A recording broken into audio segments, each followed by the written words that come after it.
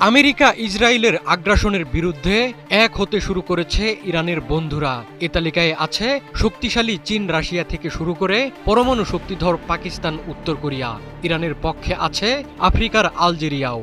বিশ্বের বিভিন্ন প্রান্তে আওয়াজ উঠতে শুরু করেছে ইরানের পক্ষে। সবার কণ্ঠে একই সুর, যুদ্ধে ইরান একা নয়।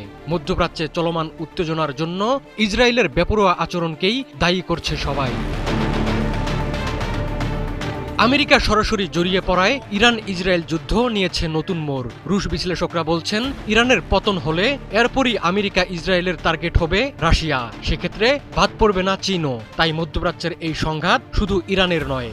ইরানের পরমাণু কেন্দ্রে আমেরিকার হামলার পর কড়া প্রতিক্রিয়া জানিয়েছে চীন, রাশিয়া, উত্তর কোরিয়া সহ বিভিন্ন দেশ। ইরানের 3 ঘনিষ্ঠ বন্ধু চীন, রাশিয়া ও উত্তর কোরিয়া আমেরিকার হামলার নিন্দা জানিয়েছে। তারা সতর্ক করে বলেছে, আমেরিকার হামলা মধ্যপ্রাচ্যের যুদ্ধ পরিস্থিতিকে আরও জটিল করে তুলতে পারে।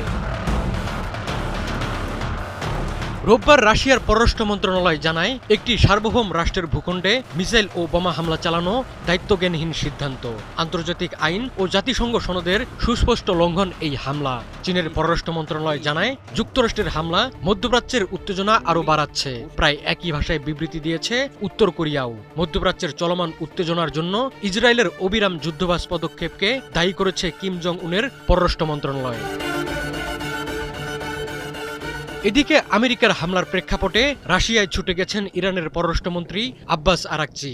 ইরানের পরবর্তী পদক্ষেপ ঠিক করতে রুশ প্রেসিডেন্ট ভ্লাদিমির পুতিনের সঙ্গে আজ বৈঠক করেছেন ইরানি পররাষ্ট্রমন্ত্রী। রাশিয়ার সঙ্গে কৌশলগত অংশীদারিত্ব রয়েছে ইরানের। পুতিন এখন কী ভূমিকা নেবেন সেদিকে তাকিয়ে বিশ্ব। ইরানি মিসাইলের মুহুর্মুহু আঘাতের মধ্যেই আন্তর্জাতিক মঞ্চে ধরাশায়ী হয়েছে ইসরায়েল।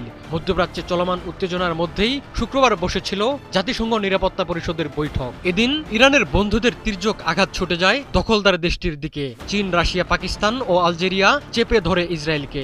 এই 4টি দেশ হুঁশিয়ারি দিয়ে বলে, ইরানের উপর এই হামলা পুরো অঞ্চলকে অস্থিতিশীল করে তুলতে পারে। তারা সতর্ক করে বলে, পারমাণবিক স্থাপনায় হামলা ভবিষ্যতের জন্য বিপজ্জনক।